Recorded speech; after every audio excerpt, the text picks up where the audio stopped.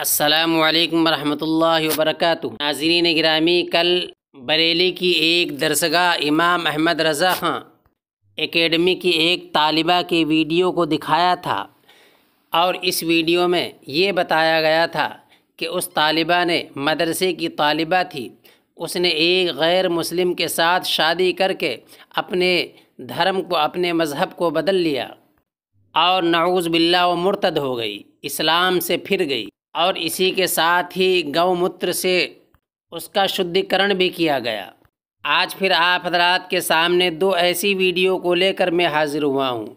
इन दोनों वीडियो को देखिए और आप सोचिए हमारा मुआशरा किधर जा रहा है, हम किधर जा रहे हैं।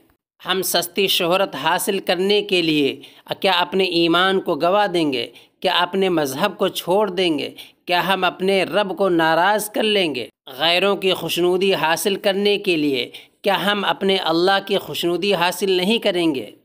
गैरों की रज़ा के लिए हम अल्लाह ताला को क्या नाराज़ कर देंगे? ये तो उस वक्त है जबकि गैर हमारे दुश्मन हैं, हमारे मज़हब के दुश्मन, हमारे शायर के दुश्मन, हमारी मसाजिद और मदारिस के दुश्मन। वो तो चाहते हैं कि हम इस्लाम से फिर जाएं, वो तो चाहते हैं कि हम अपने मज़हब को छोड़ दें। इसीलिए किसी तन्हा मुसलमान को देख लेते हैं तो उसे पकड़कर जय श्री राम के नारे भी लगवाए जाते हैं और मजबूर किया जाता है, मारा पीटा भी जाता है और वो चूकते भी नहीं हैं। जब भी वक्त मिलता है देशद्रोही के अलक़ाब से नवाजते हैं, दहशतगर्द के अलक़ाबात से नवाजते हैं।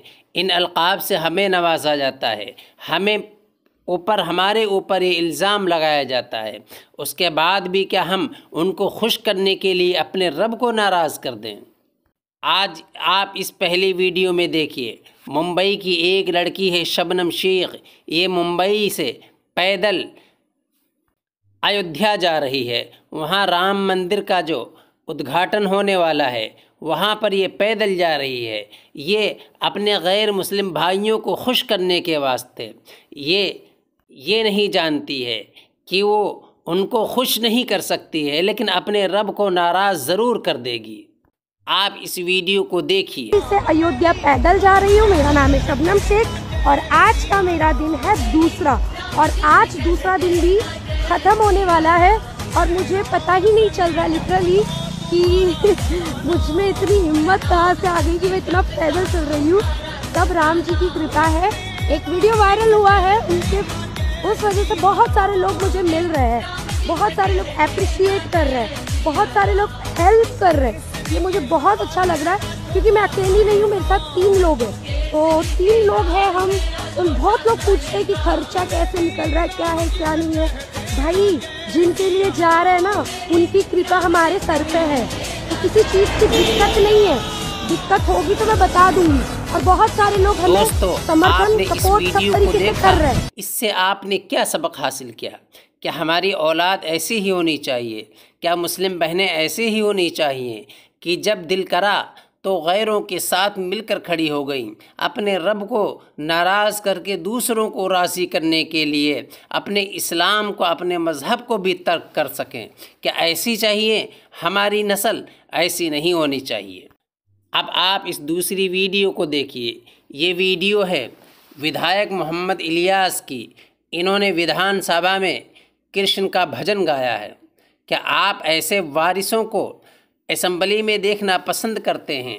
हमें क्या ऐसे कायदीन का इंतखाब करना चाहिए जो बिरादरी और इलाक़े के मसाइल को असम्बली में उठाने के बजाय रागनी गाएं? इलियास साहब, आपको आवाम ने इलाक़े के मसाइल के हल करने के लिए असम्बली में भेजा है, रागनी भजन गाने के लिए नहीं। आप उनके रागनी और भजन गाकर उनको खुश नहीं कर सकते हैं। हाँ, अपने रब को नाराज़ ज़रूर कर सकते हैं।